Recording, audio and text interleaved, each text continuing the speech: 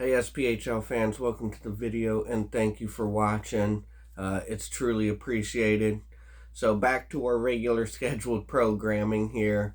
I'm going to do a breakdown video of the upcoming matchup between Peoria Rivermen and Quad City Storm. 3 games this weekend. It's going to go Peoria, and then they're going to play in Quad City, and then they're going to come back to Peoria. It's 3 really big games for both teams, but especially it's huge for Quad City, who is sitting in 9th place right now, 1 point out of 8th place behind Macon, and they're only 2 points ahead of last place Pensy. So this is a huge 3 games for Quad City Storm that they need to honestly take 2 out of 3 against the Rivermen, which is obviously a tall task, but they seem to save their best efforts for Rivermen this year. They've actually played the Rivermen pretty well and competitively this year, say like a game or two, and they've got 4 wins on the season against them and 5 losses. Rivermen, on the other hand, they're tied for first, technically sitting in second place with 59 points. They're tied for first with Havoc, and they're comfortably ahead of Dogs right now by 9 points, who are in third place. So a little better positioning for Rivermen, but this is an important series for them too. They got to keep their momentum that they've had, that they went on the 8-game win streak with, and they got to keep pace with Havoc. And, a rivalry game is always a big game. You always want to beat your rival.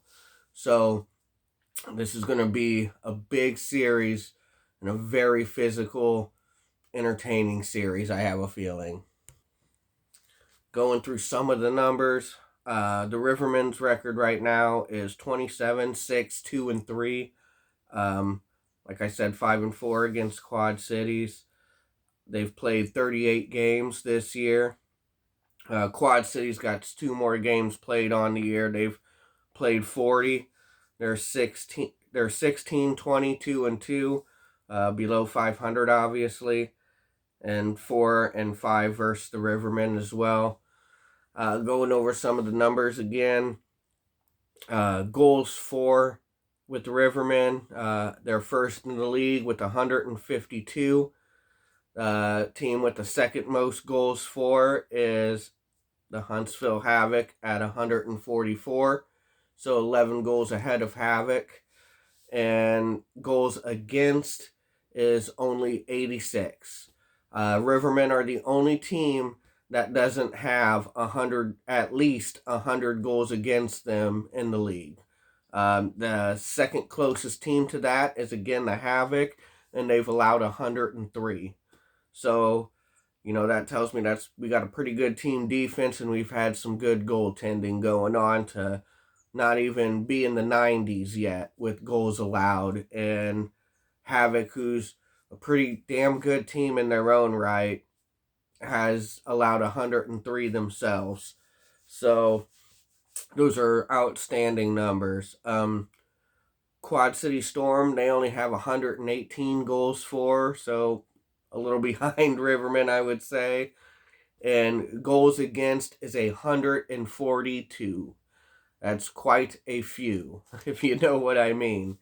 And it's not all on Brent Moran. He is a pretty good goalie in his own right and has played well, but when you really don't have a defense or a team defense to help you out, you let up 142 goals. So that's kind of how that goes. And in the last 5 games, Rivermen have been 4-1. Like I said, an 8-game win streak was snapped by the Thunderbolts when they won in Evansville 4-2. And then their last 10, they're 8-2. And then you look on the Quad City side of things, they're 1-4 in their last 5 games. They've lost 2 in a row here recently on a 2-game losing streak, and they're 3-7 in their last 10. So they have not been playing very well as of late, and they're going to have to change that and change it now if they hope to be in the playoffs. They don't got an easy road ahead of them. No, they're not out of the playoffs by much. But say if the Rivermen sweep them in these 3 games, that they could be in trouble. They really can be. So we'll have to see how that shakes out. So that first game Friday is going to be at home, and at Carver Arena with the Rivermen and Quad City Storm. And Rivermen's home record is 13-7. Definitely not as good as it was last year, but still respectable.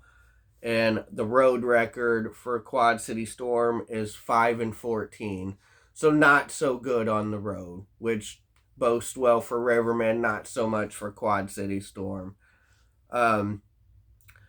The road records, for Rivermen are 14-4, only one regulation loss, and again that came just the last game against Evansville.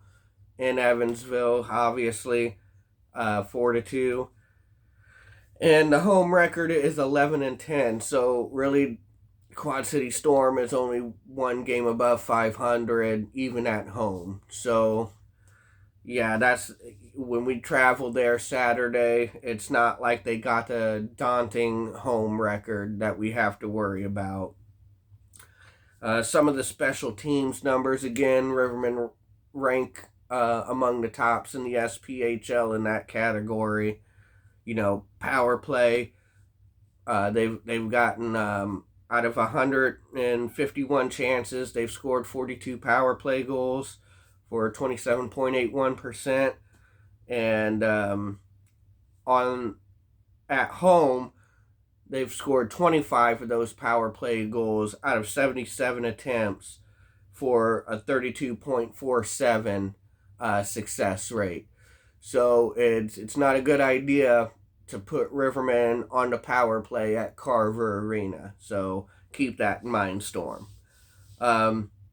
For the Quad City Storm, out of 123 attempts, they've only pushed in 19 goals for a success rate of 15.45, which is really not that great at all. You would definitely expect better.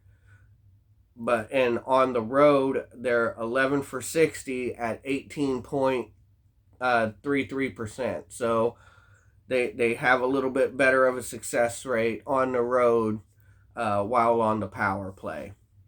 Penalty kill for the Rivermen. Out of 167 kills, they've only allowed 25 goals. So it's a success rate of 85%, which is outstanding. That's exactly where you want to be. And at home, it's 14 out of 89 for 84.27%, which again is great. And like I said, that's why they're tops in the league. Penalty kill for Quad City Storm. 34 of 145 at 76.55%, basically 76.5%. And on the road, it's not that great. 26 out of 68, they've allowed 20 goals out of 68 chances, operating at 70.6%. So, like I said, on the penalty kill, I've said it in basically all my videos, you want to be 80 and above. So being at 70% on the road, they're not going to want to put the Rivermen on the power play, at least that often, if they really, have any hopes of winning some of these games.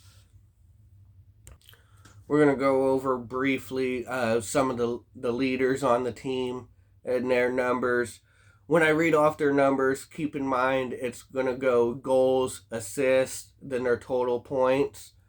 So just in an effort to make this quicker, I'm just going to read out their numbers really quick. Alec Bear is 20-36 for 56 points, and that he's a leading candidate to become MVP in the league, in my opinion. In my opinion, we got about 3 Rivermen that could legitimately be in the conversation for MVP.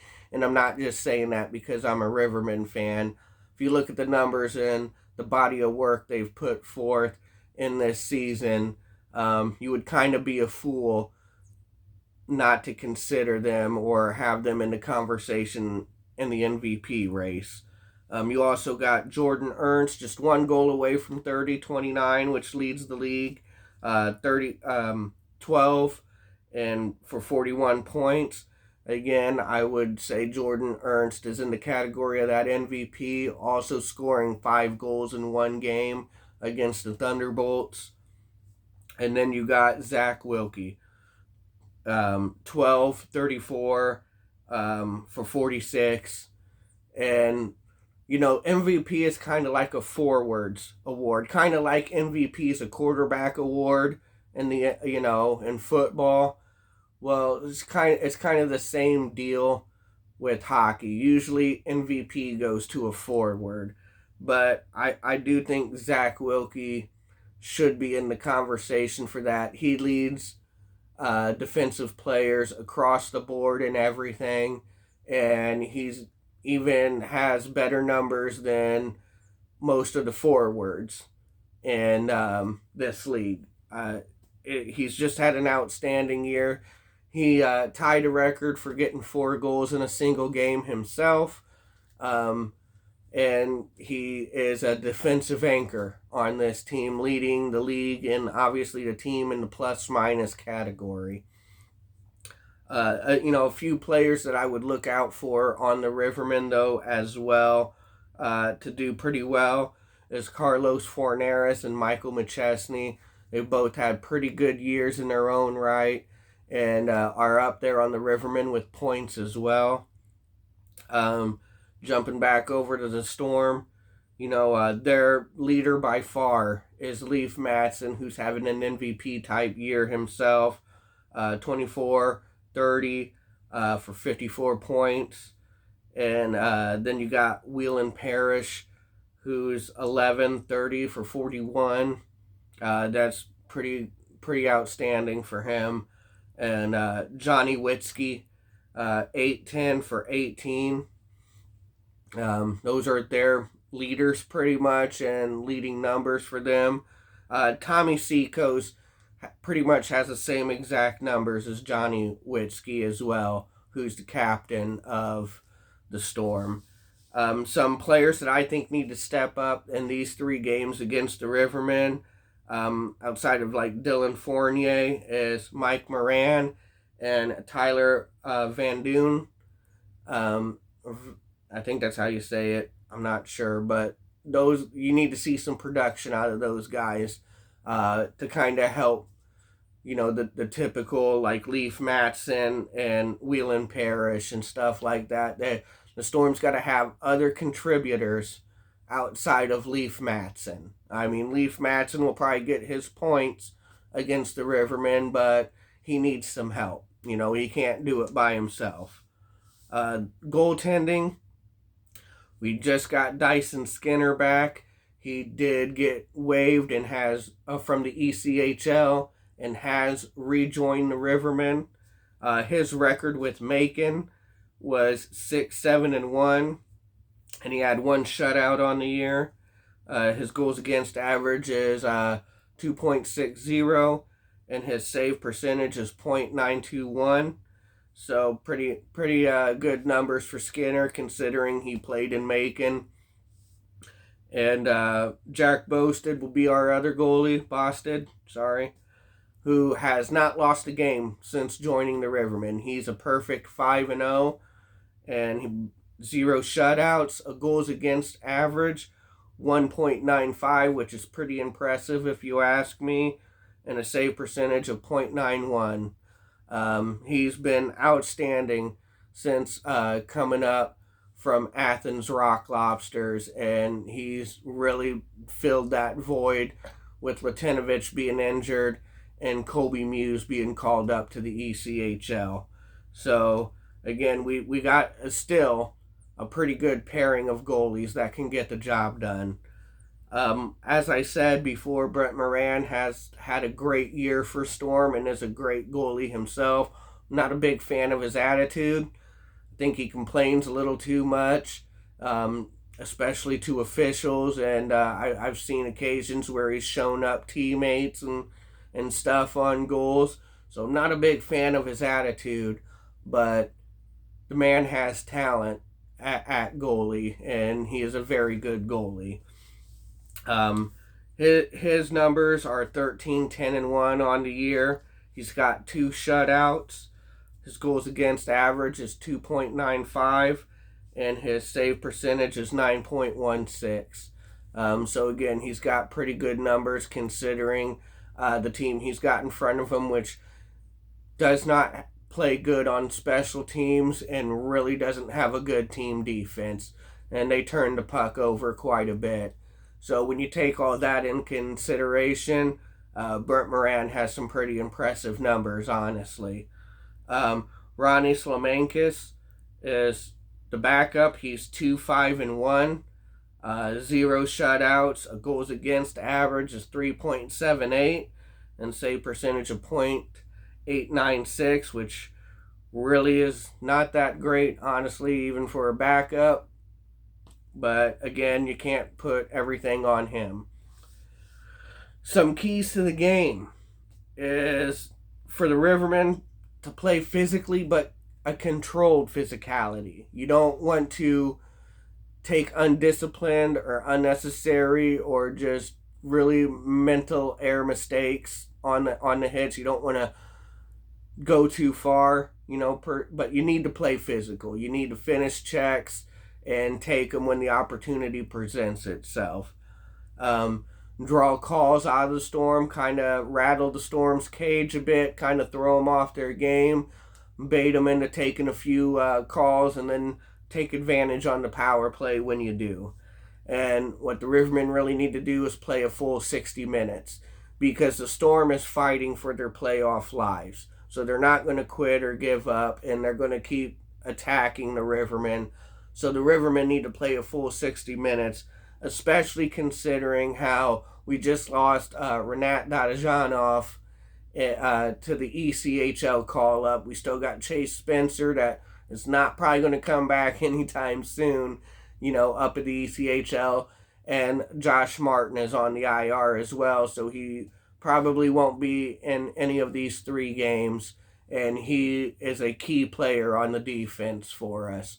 So the Storm got to take advantage of that. Keys for the Storm is to jump out to an early lead. You want to jump on the Rivermen early. Try and get a couple of goals in that first period. That should be their mission.